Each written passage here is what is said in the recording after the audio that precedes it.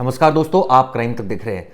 बात करते हैं पहलगाम की। पहलगाम मामले में एक बड़ा अपडेट सामने आ रहा है। दरअसल आतंकियों को 2 बार लोकेट किया गया था।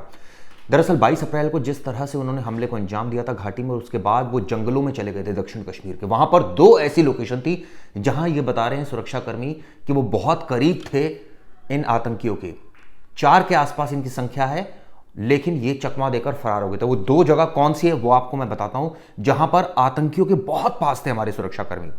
दरअसल ये जानकारी मिली है कि आतंकियों में 2 स्थानीय और पाकिस्तानी हैं। आप सोचिए कि एक लोकल 2 हैं और 2 पाकिस्तानी हैं। एक ने लेफ्ट साइड से, एक ने राइट साइड से ताबड़तोड़ गोलियां चलाई। शुरुआत में सिर पर गोली मारी लोगों के। 4 लोगों की शुरुआत में मौत हुई। उसके बाद अफरा तफरी मच गई। जिसको जहां मौका मिला वो भागा, और इस बीच आतंकियों ने अंधाधुंध फायरिंग शुरू कर दी। ये बताते हैं कि 2 जो आतंकी थे वो दूसरी साइड से, यानी एक राइट साइड से एक लेफ्ट साइड से पूरी तरह से कवर किया और उसके बाद फायरिंग करना शुरू की। सूत्रों ने बताया कि आतंकवादियों को सबसे पहले कहां देखा गया था? अनंतनाग के पहलगाम तहसील के हापतनगर गांव के पास जंगलों में देखा गया था। इसके आसपास थे, सुरक्षाकर्मी बहुत करीब थे, लेकिन वो चकमा देकर फरार हो गए। सवाल उठता है कैसे वो चकमा देकर फरार हुए।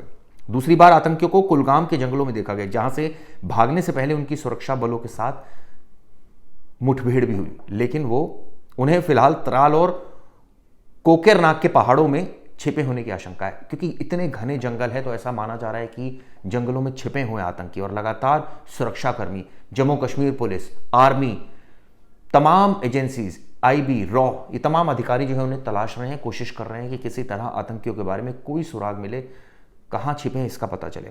यह भी पता चला है कि इनके पास, चूंकि ये भाग रहे हैं, तो ऐसे में खाने पीने की भी व्यवस्था, इनके पास कुछ दिन का स्टॉक है, क्योंकि इनको पता था कि जब ये पूरी घटना होगी उसके बाद ये भागेंगे, ये शुरुआत में किसी के यहाँ नहीं ठहरेंगे। ऐसे में इनके पास प्रॉपर फूड होना चाहिए। ऐसा माना जा रहा है इनके पास खाना भी है। लेकिन सवाल ये उठता है कि आतंकी फरार कहाँ हो गए। इस बीच तमाम लोगों की बयानबाजी भी आ रही है। इस बीच इन्वेस्टिगेशन भी लगातार आगे बढ़ रही है। आदिल की तलाश है, जो कि इस पूरे गेम का अभी तक पुलिस कह रही है मास्टरमाइंड है। हालांकि जब पकड़ा जाएगा तो और स्थिति साफ होगी। एक अधिकारी ने बताया इसको लेकर कि आमतौर पर आतंकवादियों को भोजन की व्यवस्था करनी पड़ती है और तभी वे गांव में पहुंचते हैं। कभी कभी वे जंगलों में ही खाने पीने की चीजें पहुंचाने के लिए अपने स्थानीय संपर्कों को बुलाते हैं।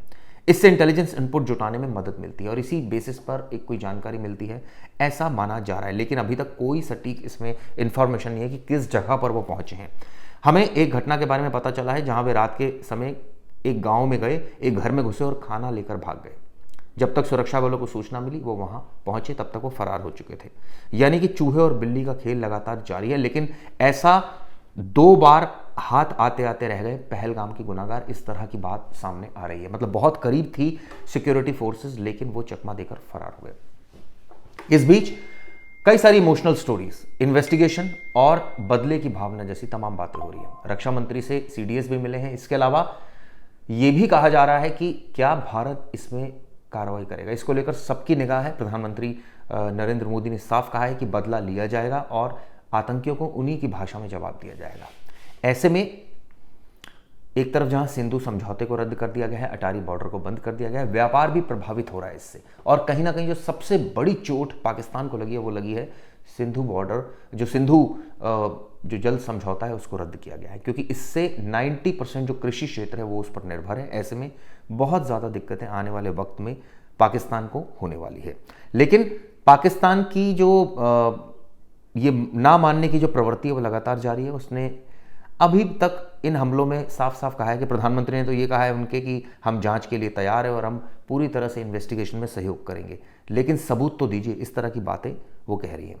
इस बीच एक और बड़ी खबर सामने आ रही है कि दरअसल भारत अब 26 ये बताया जाता है राफेल और खरीदने के करार उसने किया है। करीब 63,000 करोड़ का करार है। क्या है पूरी स्टोरी अगली वीडियो में आपको जरूर बताऊंगा।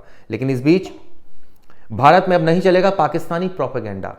बैन किए गए शोएब अख्तर समेत कई न्यूज़ के यूट्यूब चैनल्स, कई कार्रवाई की गई है। जो भारत विरोधी ये जो बातें करते हैं वो नहीं चलेगा, भारत सरकार ने साफ कर दिया है। इसके अलावा जैसे मैंने बताया कि निशिकांत दुबे जो बीजेपी के नेता, उनका भी बयान है। भारत में एक नया चेहरा सामने आया है आतंकवाद का। उन्होंने कहा है कि पाकिस्तान को जवाब देना चाहिए। इस बीच पहलगाम अटैक के बाद खौफ में है पाकिस्तान। विदेश मंत्री कभी चीन तो कभी सऊदी अरब और ब्रिटेन से मदद के लिए लगा रहे हैं गुहार। इस तरह की गुहार पाकिस्तान लगा रहे हैं। इकॉनमी की बुरी हालत है लेकिन लड़ना है। इकॉनमी टूटी पड़ी है, तरक्की की बात नहीं सोच रही लेकिन लड़ना है। और इसी वजह से पाकिस्तान का भी ये हाल है, क्योंकि वो अलग थलग पड़ गया है और अब भारत से उम्मीद है कि वो इस मामले में कड़ी कार्रवाई करेगा। ये वीडियो दोस्तों कैसी लगी ज़रूर बताइएगा। शुक्रिया।